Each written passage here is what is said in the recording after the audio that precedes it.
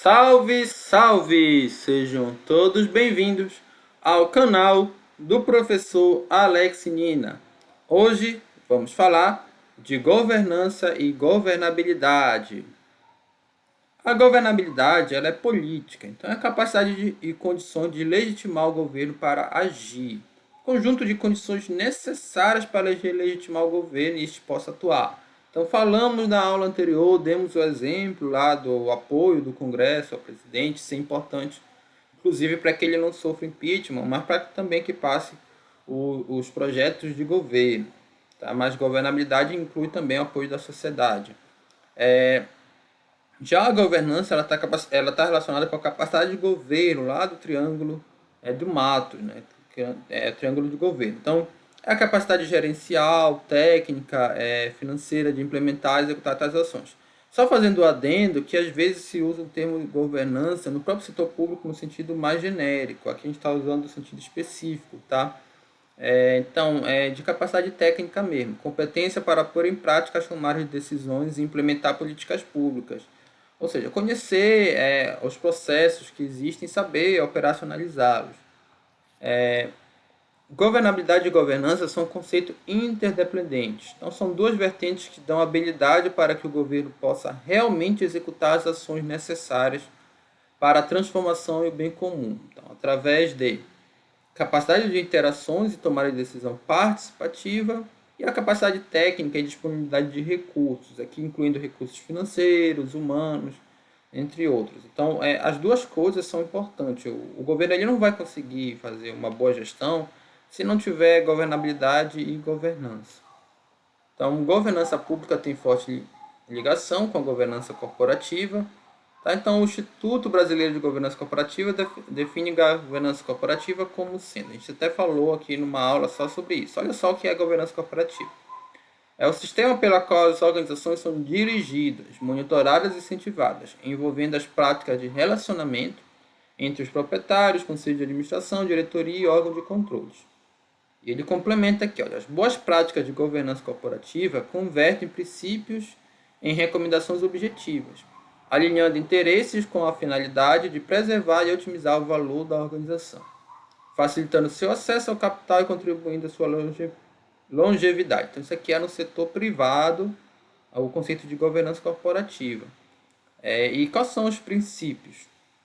A transparência, disponibilizar para as partes interessadas as informações que sejam de seu interesse, não apenas aquelas impostas por lei. Então, a adequada transparência resulta em um clima de confiança, tanto internamente quanto nas relações da empresa com os terceiros, e não deve restringir-se ao desempenho econômico financeiro, ou seja, divulgar os balanços, os demonstrativos contábeis, mas também tem que divulgar demais fatores, quais são as ações sociais da empresa, entre outras coisas. Ok? Também entra a equidade, então caracteriza pelo tratamento justo de todos os sócios e demais interessados, então stakeholders, atitudes ou política discriminatória sob qualquer pretexto. Então, são totalmente inaceitáveis. A prestação de contas, a accountability. Os agentes da governança devem prestar conta de suas atuações e assumindo as consequências de seu ato, a responsabilidade pelos seus atos e também omissões, claro. E a responsabilidade corporativa engloba aqui a questão dos agentes de governança, que eles devem zelar pela sustentabilidade da organização. Então, visando isso aqui, longevidade, incorporando as questões sociais e ambientais nos negócios e operações. E no setor público, como seria isso? Ele compreende essencialmente os mecanismos de liderança, estratégia e controle postos em prática, para avaliar, direcionar e monitorar a atuação da gestão. Então, com vistas à condução da política pública e prestação de serviços de interesse da sociedade. Isso aqui eu destaco porque é voltado para esse interesse da sociedade, enquanto que na governança privada o interesse principalmente dos acionistas. Claro que tem as outras partes interessadas, mas basicamente você está voltado lá para você tentar resolver esses conflitos, que tem entre interesses dos acionistas e outros stakeholders. A governança pública busca a transparência de ações, a equidade com sua comunidade interna e externa, a prestação de contas, a responsabilidade e a sustentabilidade da organização. muito parecido com o setor privado, olha, sustentabilidade, responsabilidade, prestação de contas, a equidade social já entra como um fator diferencial, tá? Porque a governança privada ela vai buscar as questões sociais vão ser importantes, mas não necessariamente uma equidade. E aqui a vitalidade econômica, a integridade ambiental, isso vai estar incluso em ambas as governanças, para que a política pública, através da boa governança, alcance resultados desejados. Então você tem aqui esse tripé da sustentabilidade, tá? Que isso tem que estar pautado nas políticas públicas também. Então a questão ambiental, a questão econômica, a questão social. E aí você começa na questão aqui ambiental, tem a gestão participativa, questão econômica, o crescimento, geralmente mensurado pelo PIB ou renda das pessoas, ou pela renda, são coisas diferentes, tá? A capacidade de comunidade aqui na equidade social, e quando você junta tudo, você consegue teoricamente, uma boa política pública. Tá a política pública aqui, mas seria no sentido de uma política pública ideal, uma política que conciliasse todas essas questões. Por exemplo, você pode dizer algo como o Belo Monte, né? O projeto de Belo Monte. Tem ali verba pública e ele pode trazer um retorno para a sociedade econômico. Mas será que ele traz um retorno ambiental adequado? Você não tem uma série de impactos ali ao equilíbrio ecológico daquela região.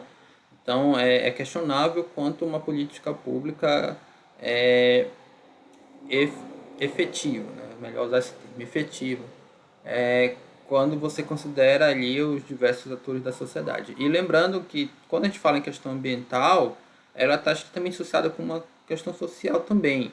Então, tem a playlist aqui do canal de gestão ambiental empresarial, a gente começa a falar de desenvolvimento, e lá a gente percebe que essas coisas estão imbricadas, porque geralmente a questão ambiental ela está tratando da qualidade do meio ambiente para as gerações atuais e futuras, ou seja, as pessoas em última instância, tá? Interseção. Então a gestão, interseção A, na verdade, ele vai falar aqui dessas interseções que existem aqui, cada uma delas, tá? Interseção A gestão participativa e capacitação da comunidade. É a interseção que está aqui entre o ambiental e o social. Então, a construção de agendas que definem os valores e propósitos em comum dos participantes. Né? Agenda, conjunto de temas, problemas, vimos isso em aulas anteriores. A interseção B, que é esta aqui, que está entre parte ambiental e a parte econômica.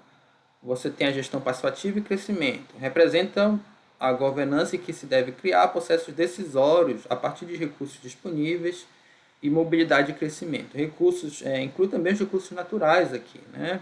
Não só recursos humanos, financeiros. E na interseção C, está entre ali o social e o econômico, ele requer crescimento, capacidade de comunidade e se refere à elevação da vitalidade social e econômica. Utiliza-se o termo socioeconômico.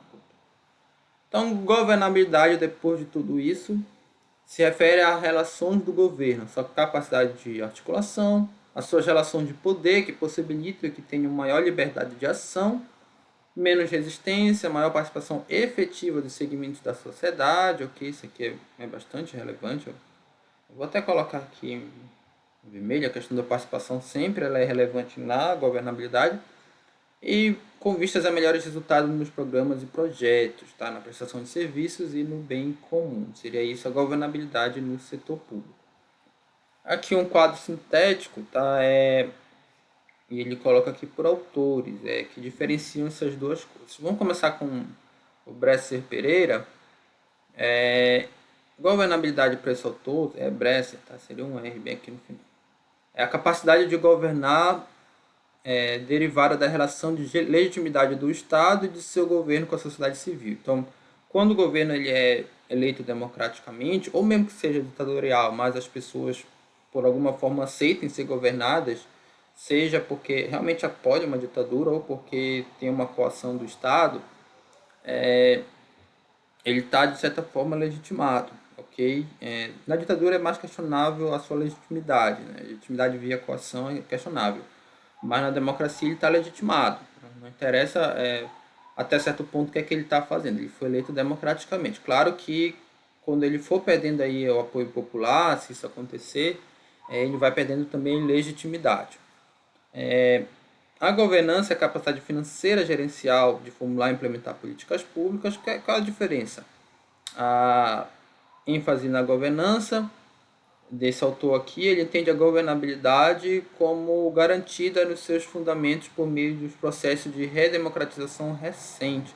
Então, para o Bresser Pereira, a redemocratização do país, ele garantiu, de certa forma, a governabilidade. Aquilo que eu falei há pouco, ela é questionável quando você está no regime ditatorial de coação, que as pessoas não queriam estar assim, ou parcela da sociedade não queria que fosse uma ditadura, mas o governo, na base da porrada, ele consegue governar. Então, isso para o PC Pereira não tem legitimidade. Mas quando é processo democrático, sei lá, você não gosta do Bolsonaro, mas ele foi eleito pela maioria, digamos. Né? Eu estou pegando o exemplo.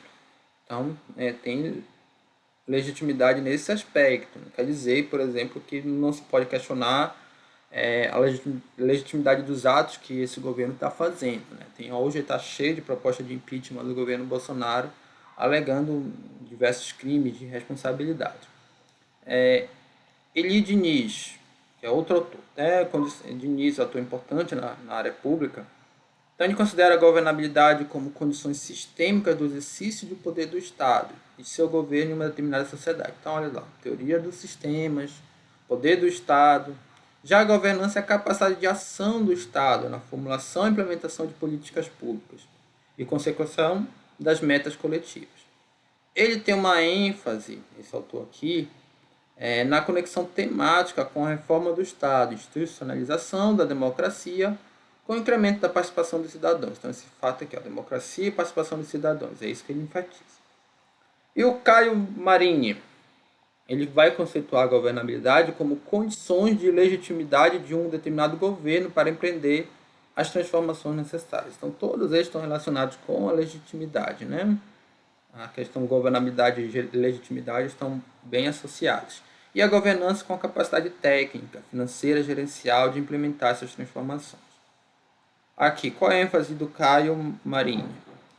Na ligação da temática com a reforma do Estado e sua superação das desigualdades estruturais da sociedade brasileira. Ele já traz para a gente, olha, outra variável aqui, desigualdades estruturais.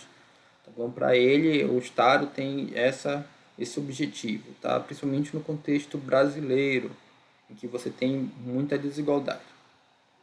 Então, aqui a bibliografia básica é o Ferreirinha, Planejamento Governamental. Espero que vocês tenham gostado. Até a próxima!